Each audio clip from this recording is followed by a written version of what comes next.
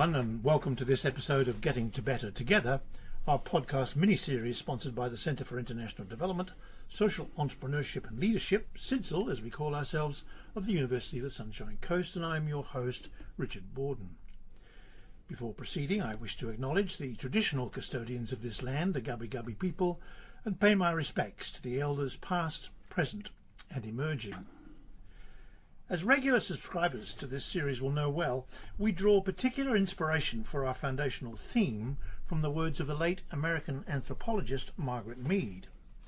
Never doubt, she said, that a small group of thoughtful, committed citizens can change the world. Indeed, it's the only thing that ever has. It's our interpretation in the Centre that a focus for changing the world is as much about the immediate world that we personally experience, our local communities and environments, as it is with the world as a planetary whole. While one of our central objectives in this series is international development, our mode of operation is through helping the development of communities as groups of people who share something in common, wherever they are, be that a location, or interests and aspirations, or values, or most commonly, the combination of all of these together. The aim of development in this context is indeed getting to better together, with a focus on betterment is on mutually desirable improvements in community well-being that are inclusive, equitable, just, participative and sustainable. A feature of ethical development initiatives from this community perspective is a critical appreciation of empowerment, especially of individuals who historically, and for one reason or another, have been excluded, ignored or disadvantaged, thence unempowered or worse, disempowered. All too often, past initiatives in this context, and indeed extending into the present, have proven to be inadequate and unsustainable because of their undue financial reliance on grants or subsidies from governments, or loans from commercial institutions, or on donations from charities, philanthropists or foundations. An attractive alternative is for the community itself to establish, control and operate its own development support business or businesses.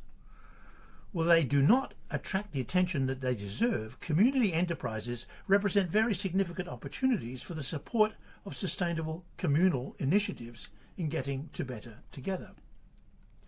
An important prerequisite would seem to be the need within the community for a collective spirit of enterprise and a capacity for that spirit to be translated into community-owned enterprises such as cooperatives, mutual funds and building societies. Financial or economic capital is of particular significance here. In a development context, it's rarely true that the best things in life are free, as the old proverb had it. A more realistic statement is that money makes the world go round, as Liza Minnelli argued in the musical Cabaret. The source of that money is an important consideration. My guest in this episode, Bill McDonnell, has had a literal lifetime interest in and very considerable experience with capacity building through enterprise. He's been an adjunct with CIDSEL for the past 8 years, in particular bringing to it the skills of and vast experience with regional and community development. He's a mentor. For nearly 4 decades prior to that, Bill followed a career in banking with a particular focus on corporate, commercial, small businesses, often in an international institutional context. An avid and talented representative sportsman, he both embraces and exemplifies commitment and fairness as the basis for success.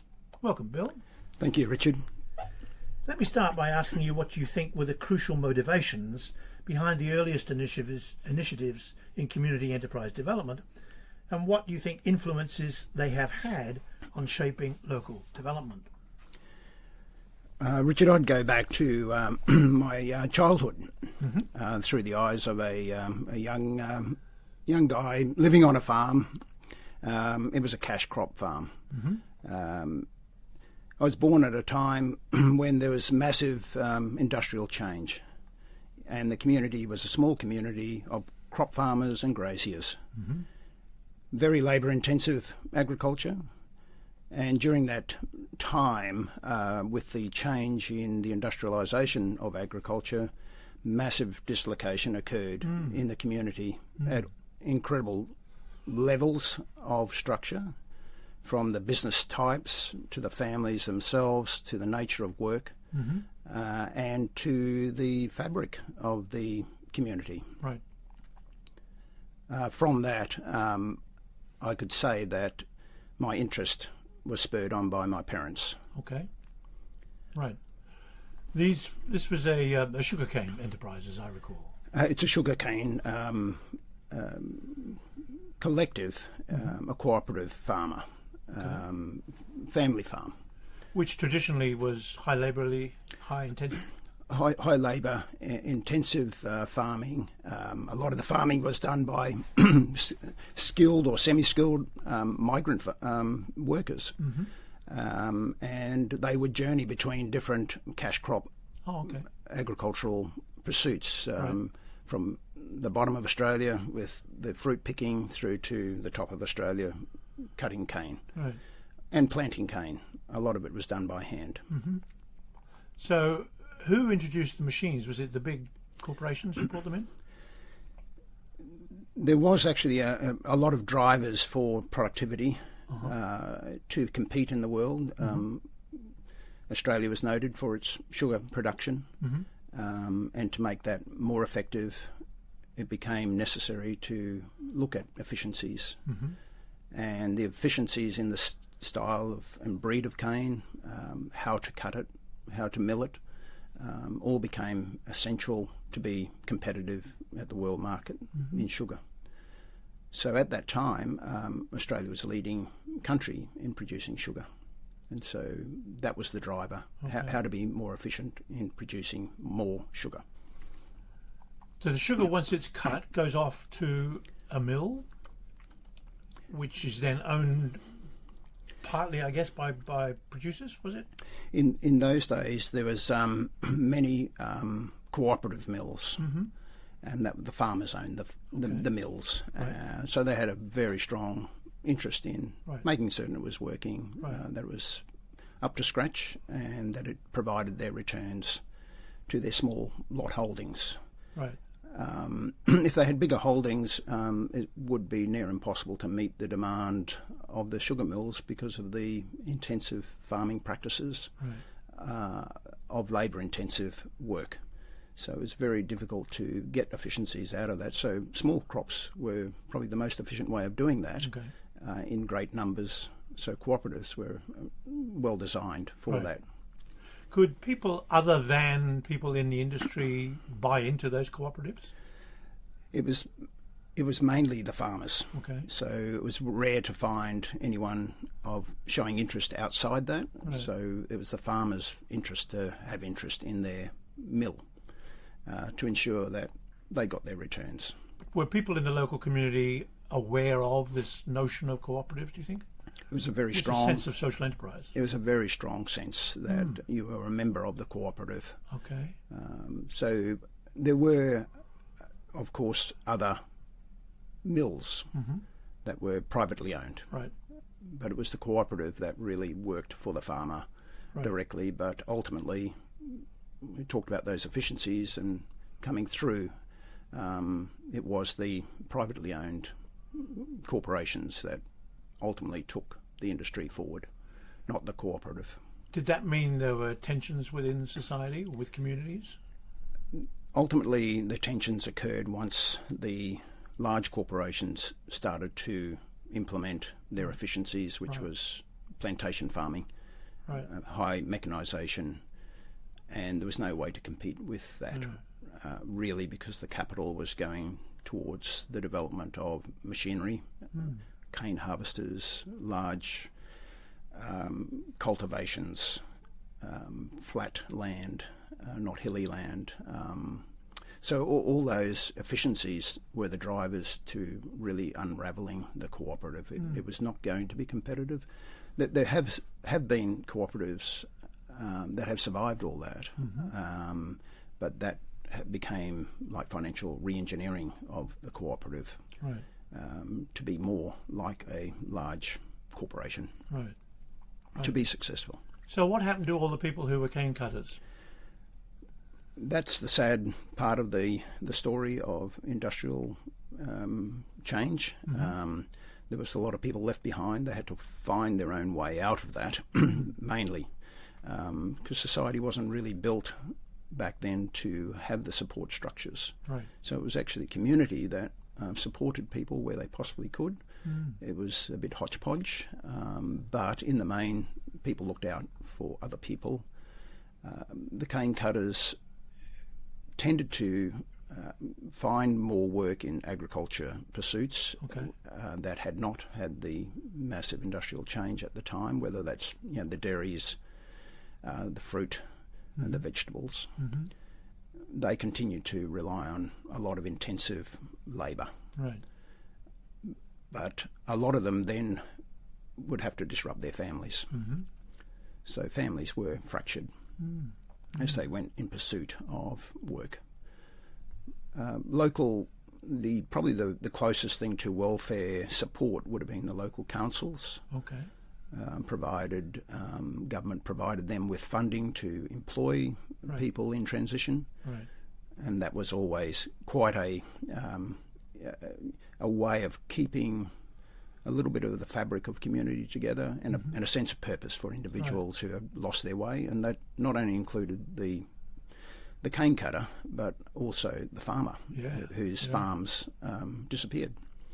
They had assignments of cane, which they would need to demonstrate that they could, meet. A lot of those assignments were shifted to large plantations. Okay. So farms became unproductive. A lot of farmers tried small crops, other small crops, but the transition to that was costly. They'd already been under pressure with the sugar prices. So it was a lot of them abandoned and moved on. As farmers, presumably they would have had a sense of enterprise if the cutters themselves didn't have. So do you think that the farmers who then displaced then started to imbue the local community with a sense of enterprise? Was there that sort of feeling? Definitely, and that was the image I have as a young child on a rural farm. Right. Was that my parents undertook that. They showed the initiative. They also had probably the opportunity, or took the opportunity, and became involved in enterprise through service industry. So they undertook a food and fuel business, which then captured the change in society. It wasn't dependent on local income sources. It was capturing the flow-through traffic of another massive change that was occurring, which was the resource industry in central Queensland. So coal and power stations were being built, power lines were being distributed across the country to meet the power grids. So there was so much traffic going through the town that the service industry of food and fuel was certainly captured that market or that income stream. Out of that, there was a whole lot of other services that were required to meet that through traffic. Mechanics, panel beaters, tyre fitters, fuel, were all kind of industries that started to grow to support the growth in central Queensland industry, which was the resource industry. So a lot of them did transition through that. A lot of farmers took advantage of that, and a lot of cane cutters were employed. So they did not necessarily have to go and learn new skills. They learned new skills on the job, or brought their initiatives of hard work and learning to the new way of work. Some examples would be cutting timber, delivering timber to Queensland Rail to build more rails, railway lines throughout central Queensland. Others were around supplying the large corporations that were building the steel grid, electricity grid. They needed trucks, they needed mechanics, they needed all those type of people to support the building. And that was quite labour intensive then as well, building these massive power lines. But there was a major shift, wasn't there, therefore, from the notion of cooperative and sort of literally social enterprise through now to corporatisation, where people were, in essence, just like the Industrial Revolution, and just now became serfs. Yes. They were now working for somebody and didn't necessarily have the sense of enterprise because they were just living hand to mouth, wage check to wage check. Yeah, and certainly that was the transition, and the mechanism for keeping them employed was through small business enterprise. And again, I reflect on, not having the full picture of it and only being a child. I can remember numbers of, say, 16 small businesses that my parents created to allow people to be creative, to have a purpose, to feed their kids and put them to school. And they weren't the only, enterprising type people in the town or the community that took on that type of attitude. Right. But it did deliver a transition for a lot of people and provided an opportunity for them to put their kids to school and get educated and move on. And so there was a transition in the community of a feeling of people just naturally getting together to a position where people were going away from the community. So the getting together seemed to have disappeared or transitioned into a different form. Right. So I think the idea that you're working for someone else and you're working for a bigger organisation, there wasn't the same connectedness. No. You were working for a wage and you were bringing that home. As opposed to meeting the family business, cutting the cane for them, sharing meals with them, in a lot of cases living on the properties in housing while you cut the cane. So if we step back a little bit, go back to the time when there were cooperatives, was that a time when cooperatives extended to other domains, other industries, other parts of the social network? It was a very big structure to actually making a difference in those early days of bringing capital together and working together to create a bigger pie. Right. So that was found in a lot of the agricultural businesses. I think of dairies, I think of butter factories, I think of piggeries, and a lot of the small crop vegetable farming. They're all built around some form of cooperative or an alignment of farmers and growers bringing things together. Yeah. Of course, agriculture lends itself to that, of course, doesn't it, with lots of small producers. Did it go beyond agriculture? You could nearly say that it went into the finance because of the nature of building societies. You became a member of the building society. Right. And there was some sense of fairness or ownership or belonging because you were a member of the local building society. Right. If you were putting your wages into a bank, you tended to put it into the building society, not a large bank, because you felt you belonged to the local building society. So that was a definite style of cooperative. It was a membership style of mutual style of belonging. So that generation had a real sense of social enterprise that we were all involved in. There was a belonging. Belonging, a very strong belonging and a very strong support. It wasn't all,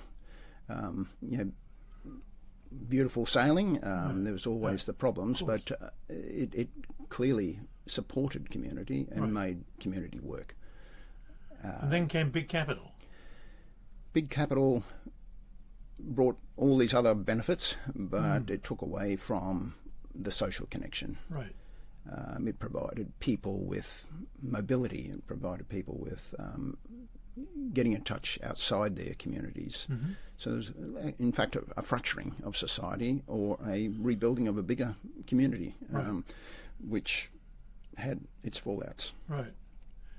But there they were, the services everywhere in rural Australia, in rural areas right throughout the world. Yeah. And then subsequent to that, there's been a withdrawal, hasn't there? So banks have withdrawn, communities, because of people moving to to urban areas from rural areas and so on, the communities started to degrade in the sense of the availability of social services. Did enterprise go with that?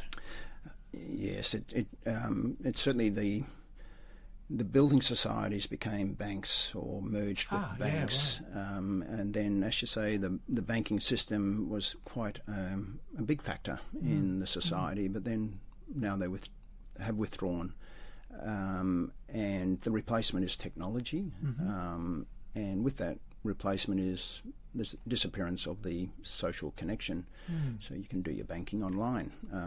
In some rural communities, it's very hard to do that because technology hasn't quite taken up, and is not quite efficient enough to actually do that. So there is another gap in the provision of services, and I think the one that is really all on the go now is cash. What do you do with if you don't have cash, but you've got to rely on electronics, and you live in a rural community where, one, you may not have access to that, or you may not be in a position to actually facilitate your banking through online banking.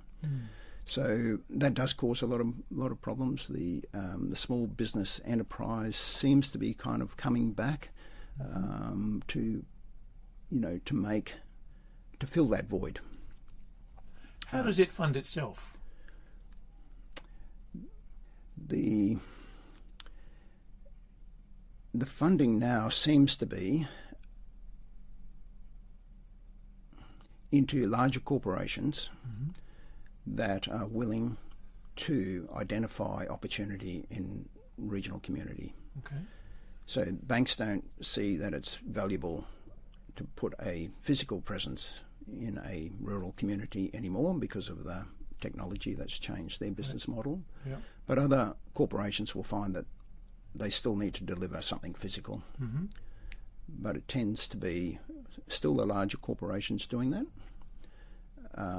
The opportunity for small businesses, the volume of traffic is not there, but there is a change occurring as people want a different life. They want to have a social contact. They want to belong. Large communities living in major cities and regional communities, large regional communities is not really providing that connectedness. You can find it and you can work towards it, but for a lot of people that's hard work. They're not resourced enough to actually do that, and they do slip through the cracks. You've spent a long time working in corporate banking. Did you see a change in social conscience, do you think, within the banking sector? There's definitely a shift in the conscience of the corporation, and it was a battle with them because in these communities you became a part of the community as their local bankers. So you were part of the fabric of society, and then you found that your organisation, due to progress in delivery, were finding there was easier ways to deliver the service rather than face-to-face. And so you did feel as an individual a sense that you were letting the town down. You were letting the community down by not being able to deliver. And there was a lot of pushback from staff in those organisations to say, no, we're doing good here. We're trying hard to meet the needs of the corporation, but ultimately the power of advancement and delivery overrode the need to have that face-to-face. As you're travelling around the countryside these days and spending time in communities, what's, if you can generalise, a sense of community at the moment in your experience? I think there's certainly a lot of goodwill. There's certainly a lot of people making an effort to do these type of things, to bring community together. That, I think, is going to continue to grow, and there is certainly a desperate need to actually do that. Okay. And what role do you think councils play in all of that? How important are they? Well, I think the councils could actually, they deliver very good infrastructure changes. They deliver on progress with all the right services, and they deliver especially on community infrastructure. Okay. Yeah. If I look back, and these again just through the eyes of a child, if I saw the 10 men standing around with shovels watching one man shovel, clearly there was an oversupply of people with shovels. But they did give them... Extraordinary image, really, yes. But they did give them some agency, did give them some purpose, that they were not just jettisoned. Yeah, they weren't just thrown out because of a change, and they were given an opportunity to adapt and look elsewhere, and they felt important, or reasonably important. They were cared for. Now, I think the change today is to provide, training, and that seems to be the way of delivering. But with that, there is still no, or not too many opportunities to actually utilise that training. So the training for training's sake is a good thing, but it's not actually delivering. And they talk about the trickle-down effect, and I think the trickle-down effect here is true. It's not trickling down fast enough. And that's where I think the great opportunity is to fill that gap, is to for community to come together, acknowledge the past and learn from the past, but use the modern systems that replace the old systems. And social impact funds are the big driver around the world, and there's trillions of dollars being allocated to social impact funds. And if that could be brought down to the community level, which maybe the building societies and the diaspora funds of migrant groups, it gives an example of what can be done at a local level. And I think if a community were able to understand the impact of the social impact fund, and that it's driven to be a sustainable model, they drive those small enterprises, they have a purpose, which is the purpose is to get people engaged in employment and give them pathways. It's a more direct way of impacting society rather than waiting for someone to get educated, then to find a job. They can get agency by being engaged in enterprises that are designed for that particular environment. So my parents were fortunate enough to have a business that was able to rely on the income source from outside the community. So I think the same story applies today, is that we have the capacity to grab income streams from all around the world and meet the resources or ignite the latent potential in resources within our communities. If they can just have a look at those and really design their business model around that, design it as a for purpose, purpose is for community, make it a sustainable model, that it needs to pay back its dues, it needs to employ people, it needs to give pathways, and it's also in a position to be charitable. That might be scholarships, it might be internships, it might be welfare gifts. Are you optimistic? I'm very optimistic that it will happen. I've been really casing this out for, now close on 10 years specifically, and the more I see, the more I believe that it will get there. Do you think social media will play a major role in that? Or should it? It should, yes. And I've noticed that Facebook groups within these communities are very strong. Oh, that's interesting. They're strong Facebook groups around the history of their community.